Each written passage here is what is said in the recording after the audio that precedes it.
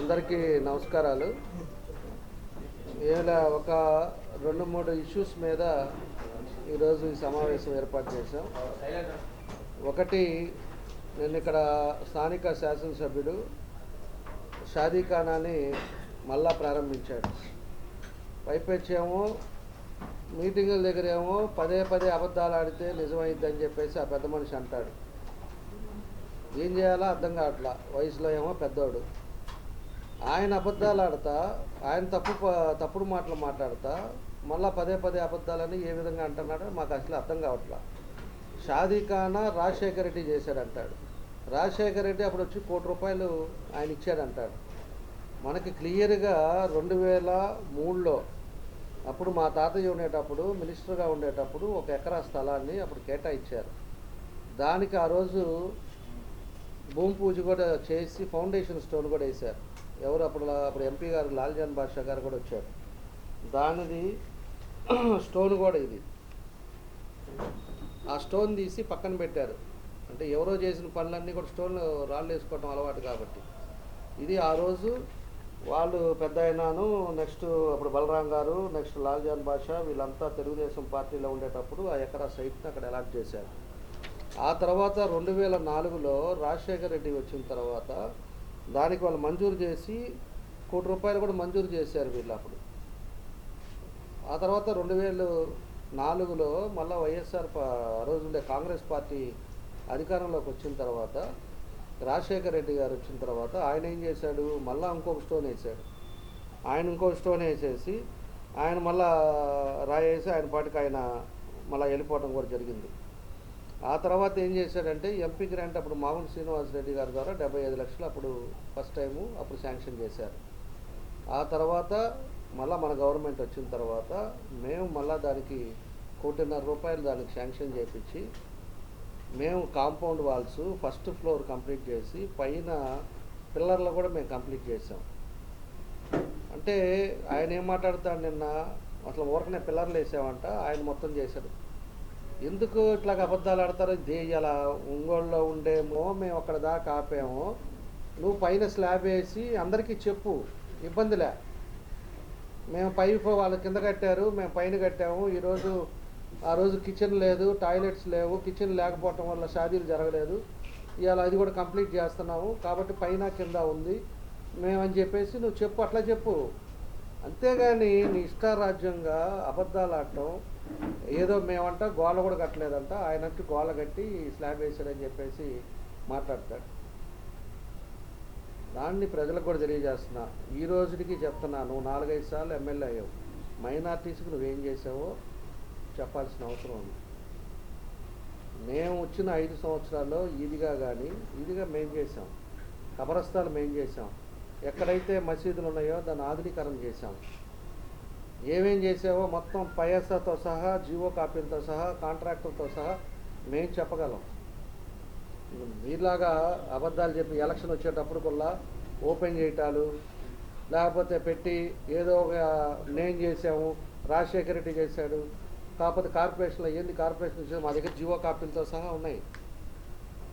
ఆ రోజు 2003లో పెద్ద అయినాను వాళ్ళు చేసింది ₹1 కోటి శాంక్షన్ చేసింది కూడా ఉంది. ఆ తర్వాత ఎంపీ గారు 75 లక్షలు ఇచ్చాడు. మళ్ళీ ఇప్పుడు కూడా ఇంకో 75 లక్షలు ఆయన పై ఫ్లోర్కి కూడా ఇచ్చాడు. ఈ పెద్ద మనిషి ₹1 తేలా. ఇతను ఓపెన్ చేసుకోవడం, రాళ్ళు వేసుకోవడానికి తప్పితే ఆయనేం ₹1 తీసుకొచ్చి షాదీఖానా ఖర్చు పెట్టాల. అది తెలుసుకోవాలి. ఇవాళ మైనార్టీస్ గుర్తొచ్చేసి మేము బిర్యానీ పెట్టామని చెప్పి నువ్వు బిర్యానీలు పెట్టాం, ఇవన్నీ కరెక్ట్ కాదు.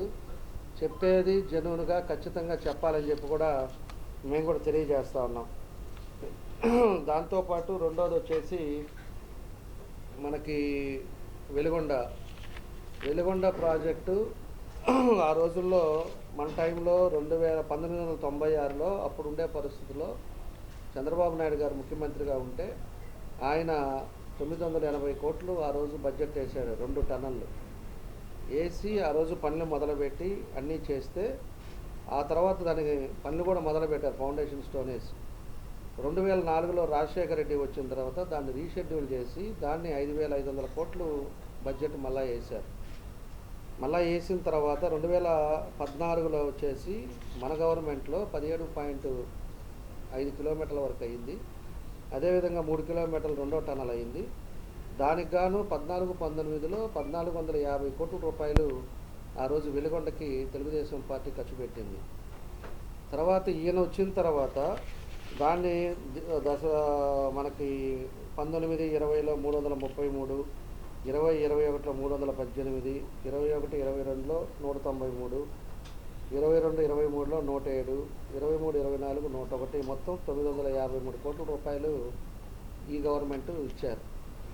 నేననేది ఏంటి అంటే, నువ్వు ఇచ్చేవాడి చిత్తశుద్ధి లేకుండా అప్పుడు అసెంబ్లీలో కూడా అడిగినప్పుడల్లా కూడా నెక్స్ట్ మంత్ జూన్కి అయిపోద్ది, నెక్స్ట్ మంత్ ఏప్రిల్కి అయిపోద్ది, లేకపోతే నెక్స్ట్ ఇయర్ 22కి అయిపోద్ది. ఆ పోలవరం అలానే చెప్పారు, దీన్ని అలానే చెప్పారు. చెప్పి ఈరోజు ఎన్నికలు వస్తున్నాయి అని చెప్పి అసలు పూర్తి కాకుండానే, ప్రాజెక్టు పూర్తి కాకుండానే ఈరోజు ముఖ్యమంత్రి అదరాబదరా వచ్చి ఆయన ఓపెన్ చేస్తున్నారు. వీళ్ళు ఎంతసేపటికి ఆ ముఖ్యమంత్రి అట్టే తయారు, ఇక్కడ ఉండే అతను అట్టే తయారయ్యారు. వీళ్ళు చేసే తప్పుల్ని పదే పదే చెప్పుకోవటం, వాళ్ళు కరెక్ట్ చేసుకునే పరిస్థితిలో ఉన్నారు తప్పితే దాన్ని అసలు పని చేయకుండా ఈ 5 సంవత్సరాలు 12 లక్షల కోట్లు అప్పులు తీసుకొచ్చి కనీసం పోలవరం ప్రాజెక్టు సెంట్రల్ గవర్నమెంట్లో ఆ రోజు 25 మంది ఎంపీలు ఉంటే మేము ప్రత్యేక హోదా చేస్తాం కాలర్ పట్టుకొని అడుగుతాను పెద్ద మనిషి దాన్ని వదిలేశాడు. కనీసం సెంట్రల్ గవర్నమెంట్ పోలవరం చేస్తా అన్నప్పుడు కనీసం వాళ్ళతోటన్నా మాట్లాడుకొని పోయి కాలు పట్టుకోవటం, కేసులు చూసుకోవటం తప్పితే వాళ్ళ దగ్గరన్నా పోయేసి ఇదిగో మాకు పోలవరం ఇంపార్టెంట్, దానివల్ల మన రాష్ట్రం బాగుపడుతుందని చెప్పి అదన్నా వెలుగొండ ఇలాంటి 2-3 పనులు చేస్తుంటే ఇవాళ 4.5 లక్షల ఎకరాలకి సాగునీరు ఉండేది 3 జిల్లాలకి. ఇవాళ 32 మండలాలకు వచ్చేది తాగునీరు. తాగునీరుకి పశ్చిమ ప్రాంతం అంతా కూడా ఇబ్బంది లేకుండా ఉండేది. అటు కడప కానీ ఇటు నెల్లూరు జిల్లాకు కానీ రెండింటికి, కర్నూలుకు కూడా కొంత పార్టీ వెళ్తుంది, ఇవన్నీ ఇబ్బంది లేకుండా ఉండేది. దాన్ని ఇప్పుడు వదిలేసేసి లాస్ట్ మినిట్ వచ్చాక వీళ్ళు ఓపెన్లు చేయటం, అబద్ధాల మీద అబద్ధాలు చెప్పటం. ఇవాళ వెలుగొండకి ముఖ్యమంత్రి ఎట్లా వస్తున్నాడు, ఏదో ఒకటి మాయ మాటలు చెప్పేసి అయిపోయిందని పని చెప్పుకోవడం తప్పితే ఇంకొక వారం రోజుల్లో ఉంటే ఒక పక్క ఏమో గుళ్ళకమ్మ ఈ రోజుకి 4 సంవత్సరాల నుంచి 2 టీఎంసీ వాటర్ బయటకు వెళ్ళిపోయింది. 3.5 కోట్లు ఖర్చు పెట్టుంటే ఆ గేట్లు అయిపోయాయి.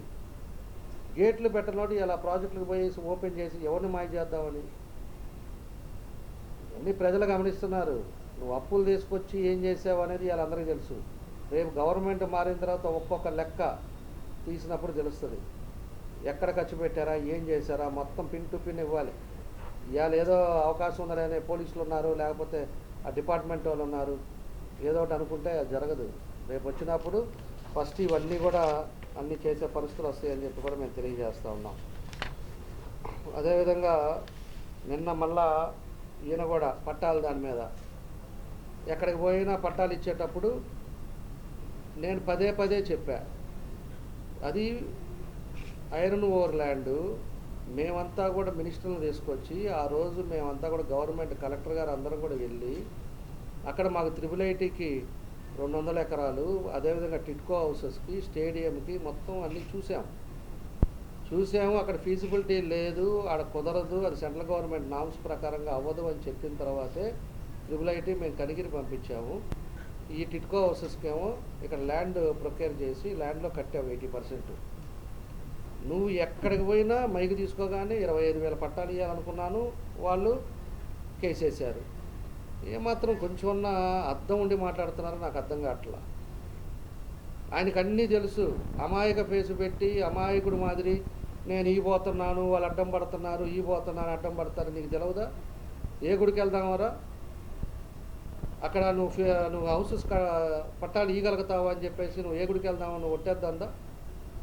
నీకు అన్నీ తెలుసు, మాయ చెప్తున్నావు, మాయ మాటలు చేస్తున్నావు. అంటే ఏంటంటే మళ్ళా మమ్మల్ని అంటాడు, పదే అబద్ధాలు చెప్తే అది నిజమైద్దని.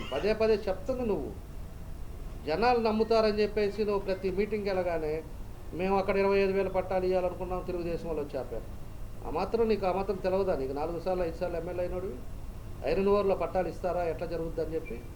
అంతకుముందు వాళ్ళు ఏదో కేసు వేశారు, మళ్ళీ వాళ్ళ చేత ఇప్పుడు వద్దని చెప్పి కేసు వేశారు అంటారు.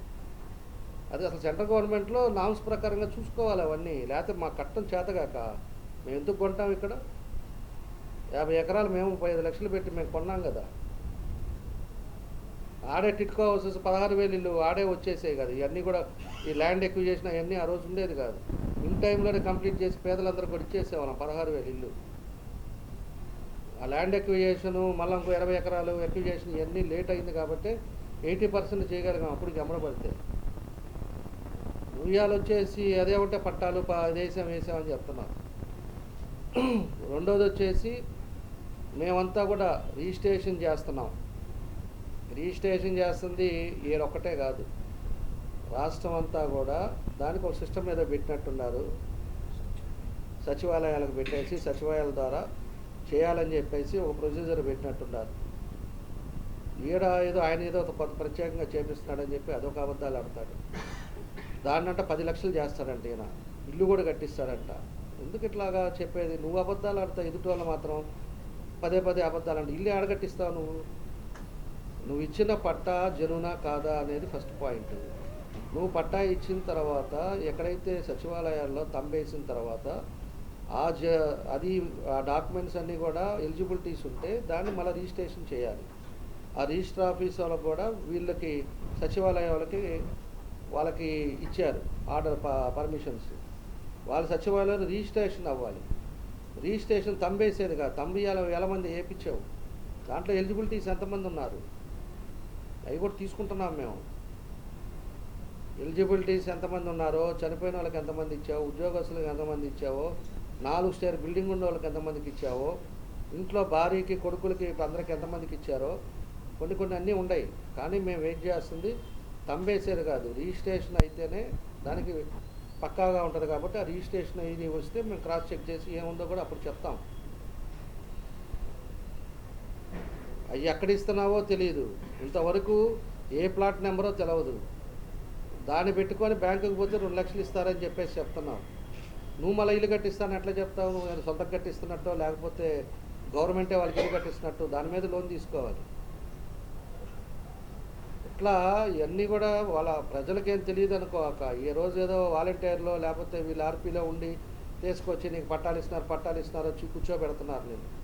నువ్వు ఇచ్చే చీరలకి అన్నిటికి కూడా ఎవరు జనాలు రారు. అది కూడా గుర్తుపెట్టుకోవాలి. చీరల కోసం వచ్చే పరిస్థితులు పోయినాయి ఆ రోజులు.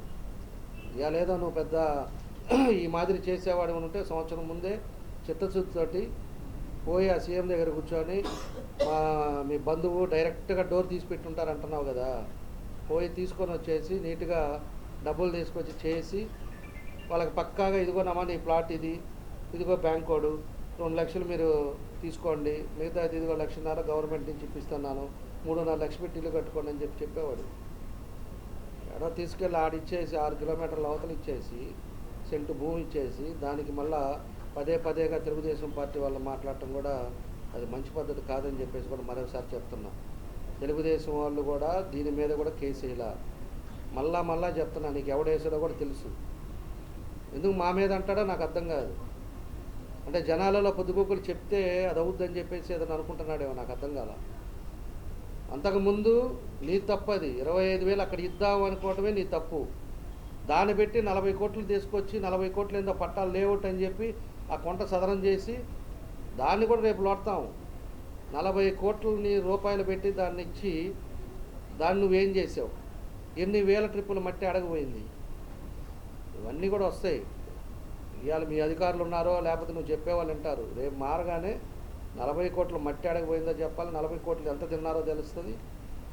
ఎంత మెజర్మెంట్ ఇవ్వాలి. మా వాళ్ళ మీద వేసలేరు కదా, కేసు వేసారు కదా, గ్రానైట్ ఇది కూడా కొలతలు కొలిసల్లా. అదే కొలతలు మాకు చేత కదా కొలవటాలు. మేము 14-19 మేము కొలతలు కొలిసామా? అసలు గ్రానైట్ ఓనర్లు ఎవడో తెలుసా మాకు?